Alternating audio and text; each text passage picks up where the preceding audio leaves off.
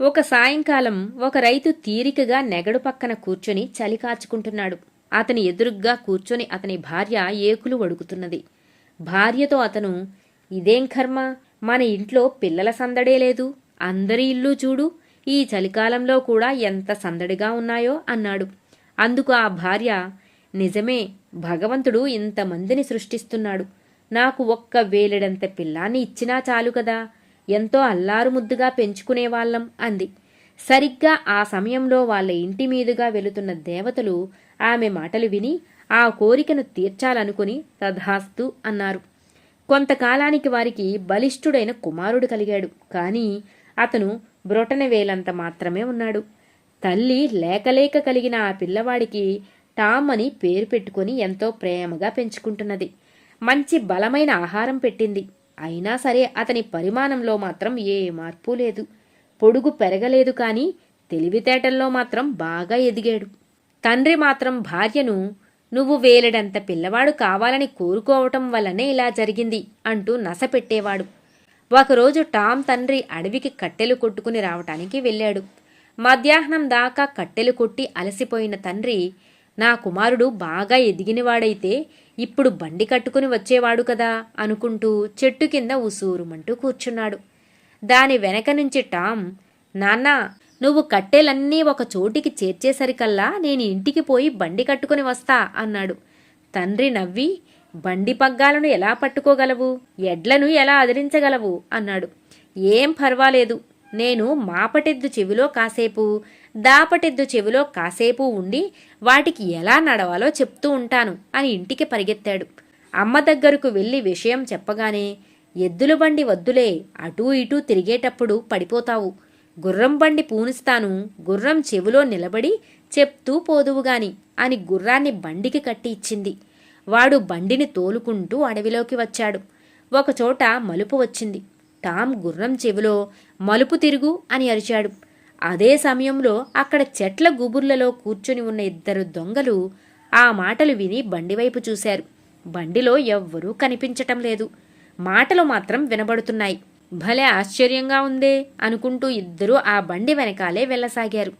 బండిని నేరుగా తండ్రి వద్దకు తీసుకువెళ్లి ఆపి గుర్రం చెవిలోంచి ఎగిరి కిందకు దూకాడు. వాడిని చూసిన దొంగలకు భలే నవ్వు ఆశ్చర్యం కలిగాయి. తండ్రి కుమారుని తెలివికి సంతోషపడి కట్టెలను బండిలో వేసుకుని తన తొడ మీద టామ్ను కూర్చోబెట్టుకుని ఇంటికి వచ్చాడు. ఇదంతా చూసిన ఆ దొంగల్లో ఒకడు, ఈ అంగుష్టమాత్రుడిని పట్టుకుని పోయి పట్టణంలో వీడి చేత విన్యాసాల ప్రదర్శన చేయిస్తే జనం ఎగబడి చూస్తారు, కావలసినంత డబ్బు వస్తుంది అన్నాడు. అవును, ఈ రాత్రికే వాడిని పట్టుకుని పోదాం అన్నాడు రెండోవాడు. ఆ రాత్రే దొంగలిద్దరూ టామ్ ఇంట్లో దూరి టామ్ను తమ కండువాలో వేసుకుని తీసుకెళ్లిపోయారు. నిద్రలేచిన టామ్ పెద్దగా అరుస్తూ, ఏయ్, ఎవరు మీరు, నన్నెక్కడికి తీసుకెళ్తున్నారు అన్నాడు. ఆ దొంగలిద్దరూ, మనం పట్టణం వెళుతున్నాం, నిన్ను ప్రదర్శనకు పెడితే నువ్వు కొన్ని విన్యాసాలు చేస్తే బోలెడంత డబ్బు వస్తుంది, నీ భాగం నువ్వు తీసుకుని మీ ఇంటికి వెళ్ళిపోదువుగాని అన్నారు. టామ్ వాళ్ళిద్దరూ దొంగలు అని గ్రహించి, ఈ మాత్రపు దానికి నాకు చెప్పకుండా తీసుకురావటం ఎందుకు, నాకు చెప్తే నేనే వచ్చేవాడిని కదా, మా నాన్నేమో నేనేమీ డబ్బు సంపాదించలేని వాడిని అని అనుకుంటున్నాడు, ఇప్పుడు చాలా సంతోషపడతాడు కదా అన్నాడు. దొంగలు ఒకరి ముఖాలు ఒకరు చూసుకుని నవ్వుకున్నారు. సరేలే, క్రిందికి దించండి, మీతో పాటే నడుస్తాను అన్నాడు టామ్. వాళ్ళు టామ్ను కిందికి దించారు. సాయంత్రం వరకు వాళ్లతో నడుస్తూ వాళ్ల వివరాలన్నీ అడుగుతున్నట్లు నటిస్తూ చుట్టుపక్కలంతా పరిశీలించసాగాడు. కొంత దూరంలో రోడ్డు పక్కగా ఒక ఎలుక కన్నం కనిపించింది. గభాల్న దానిలోకి దూరి, దొంగల్లారా వెళ్ళిరండి అన్నాడు. వాళ్ళు పెద్ద పుల్లను తీసుకుని ఎలుక కన్నం తవ్వడం మొదలుపెట్టారు. ఎంత తవ్వినా టామ్ వాళ్లకు చిక్కలేదు. చీకటి పడటంతో వాళ్ళు నిరాశతో అక్కడి నుంచి వెళ్ళిపోయారు. వాళ్ళు వెళ్ళిపోయాక ఆ కటిక చీకట్లోనే కన్నం నుండి బయటకు వచ్చాడు టామ్.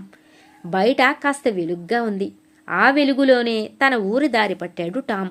ఊరు చివర ఉన్న ఒక ఇంటికి చేరేటప్పటికీ టామ్కు బాగా అలసట వచ్చింది. తెల్లవారి లేచి ఇంటికి పోవచ్చు అనుకుని ఆ ఇంటి ముందున్న గడ్డివాము మీద పడి నిద్రపోయాడు. తెల్లవారింది కాని టామ్ లేవలేదు. ఆ ఇంటి వాళ్ళు గడ్డిని మోపులు కట్టి సంతలో అమ్ముకుంటారు. వాళ్ళు ఉదయాన్నే ఆ గడ్డిని మోపులు కట్టారు. టామ్ ఒక గడ్డి మోపులో ఇరుక్కుపోయాడు. ఆ మోపును సంతలో కొంతమంది బందిపోటు దొంగలు కొనుక్కొని అడవిలోకి వెళ్లారు. టామ్కు అప్పుడు మెలకువ వచ్చింది. చూస్తే తను గడ్డిమోపులో ఉన్నాడు. దొంగలు ఆ గడ్డిమోపులను విప్పి గుర్రాల ముందు వేసి గుహలోకి వెళ్ళిపోయారు. టామ్ మెల్లగా లేచాడు. వాడికి విపరీతమైన ఆకలి వేస్తోంది. గుహలో నుండి కమ్మని వాసనలు వస్తున్నాయి. గోడవారగా నడుస్తూ లోపలికి వెళ్ళాడు. దొంగలు బాగా తిని తాగుతున్నారు.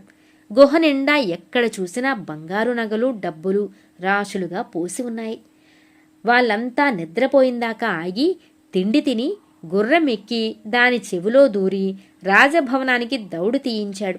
రాజుకు జరిగినదంతా చెప్పి దొంగల గుహకు దారి కూడా చెప్పాడు. భటులు ఆ దొంగల ముఠాని బంధించారు. రాజు టామ్ని గౌరవించి ధనాన్నిచ్చి మేనాలో ఇంటికి పంపాడు. టామ్ను చూసిన తల్లిదండ్రులు ఊరివాళ్లు ఎంతో సంతోషించారు. టామ్ తెచ్చిన డబ్బును చూసిన టామ్ తండ్రి తన భార్యతో, అవును, నువ్వన్నట్లు తల్లిదండ్రుల పట్ల ప్రేమ చూపించే వ్రేలిడంత బిడ్డ ఉన్నా చాలు, అవసాన కాలంలో హాయిగా బ్రతకటానికి అన్నాడు నవ్వుతూ.